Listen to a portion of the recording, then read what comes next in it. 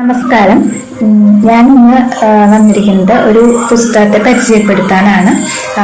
എല്ലാവർക്കും വളരെ ഉപകാരമാവണം ഒരു പുസ്തകമാണ്. നമ്മുടെ ഖുർഷിദ് ഭവനാഗ്രി എഴുതിയ പരലോക നിയമങ്ങൾ എന്ന് പറഞ്ഞ പുസ്തകമാണ്.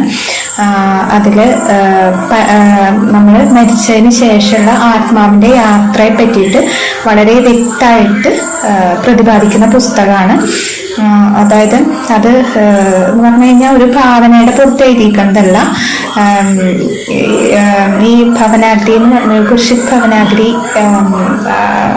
അദ്ദേഹത്തിൻ്റെ മക്കൾ മരിച്ചിട്ട് അവരെ പരലോകത്തിൽ നിന്ന് വിളിച്ചു വരുത്തിയിട്ട് അവർ പറഞ്ഞിട്ടുള്ള കാര്യങ്ങളാണ് വളരെ വ്യക്തമായിട്ട് ആ പുസ്തകത്തിൽ പ്രതിപാദിച്ചേക്കുന്നത്.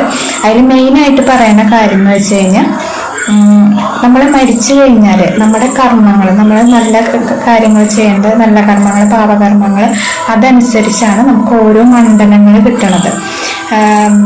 അത് നമ്മൾ ബൈബിളിൽ പറയുന്നുണ്ട് സ്വർഗം, നരകം. അതുപോലെ നമ്മൾ ഹിന്ദു ഇതിൽ പറയുന്നുണ്ട് നമ്മൾ ഓരോ കർമ്മങ്ങൾ ചെയ്യുന്നതനുസരിച്ച് നമുക്ക് ഓരോ ജന്മങ്ങൾ അതനുസരിച്ചാണ് കിട്ടണതെന്ന് പറയുന്നുണ്ട്. അപ്പോൾ ഈ പുസ്തകത്തിലും അതേപോലെ തന്നെയാണ് പറയണത്. അതായത് നമ്മൾ മരിച്ചു കഴിഞ്ഞാൽ നമ്മൾ ആൾക്കാരെ കൊലപാതകങ്ങൾ, ഇന്നത്തെ സമൂഹത്തിൽ പലതും അങ്ങനെ തന്നെയാണല്ലോ നടക്കുന്നത്. കൊലപാതകങ്ങൾ, അതുപോലത്തെ പാപകർമ്മങ്ങൾ, അതൊന്നും വേണ്ട. നമ്മൾ മനസ്സുകൊണ്ട് തന്നെ ഓരോരുത്തരോട് ഇങ്ങനെ നമ്മൾ കുശുമ്പ, അസൂയ, അതുപോലെ തന്നെ മറ്റുള്ളവരോട് ഉള്ള വൈരാഗ്യം, അതൊക്കെ വെച്ച് പെരുമാറുന്നത് തന്നെ പാപകർമ്മങ്ങളിൽ പെടും.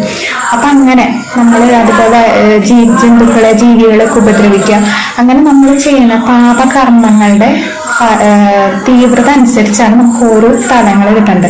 അതായത് 1 മുതൽ 4 വരെയുള്ള മണ്ഡലങ്ങൾ എന്ന് പറഞ്ഞാൽ പാപകർമ്മങ്ങൾ ചെയ്തവർക്കുള്ളതാണ്. ഏറ്റവും പാപകർമ്മങ്ങൾ ചെയ്തവർ 1ാമത്തെ മണ്ഡലത്തിലുള്ള നരകയാതനയാണ് നമുക്ക് അനുഭവിക്കുക.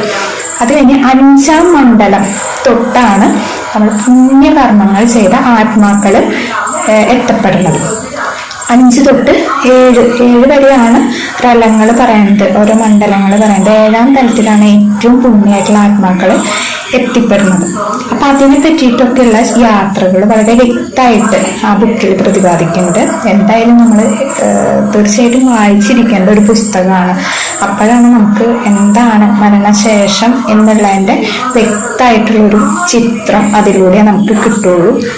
അപ്പോൾ ഒരു കാര്യം, നമ്മൾ എന്ത് ചെയ്താലും അത് നമ്മൾ വളരെയധികം ശ്രദ്ധിച്ച് നല്ല കാര്യങ്ങൾ ചെയ്യുക, മറ്റുള്ള ആൾക്കാരെ നമ്മൾ ഉയർത്താൻ ശ്രമിക്കുക.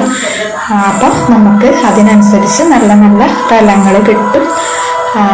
അതൊക്കെയാണ് ഈ പുസ്തകത്തിൽ മെയിനായിട്ട് പറയുന്നത്.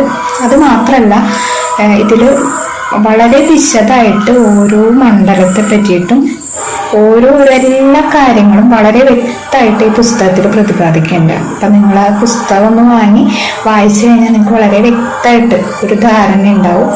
അപ്പം നമ്മളൊരു പ്രവൃത്തി ചെയ്യുന്ന മുമ്പ് നമ്മളൊന്ന് ചിന്തിക്കും. ഈ പുസ്തകം വായിച്ചിട്ടുണ്ടെങ്കിൽ നമ്മളൊരു പ്രവൃത്തി ചെയ്യുന്നേക്കാളും മുന്നേ ചിന്തിക്കും. നമ്മൾ പ്രൊമോഷനൊന്നുമല്ല, ഞാൻ ഈ പുസ്തകത്തെ പറ്റിയിട്ട് കൂടുതൽ മനസ്സിലാക്കിയിട്ടാണ് ഞാൻ പറയണത്.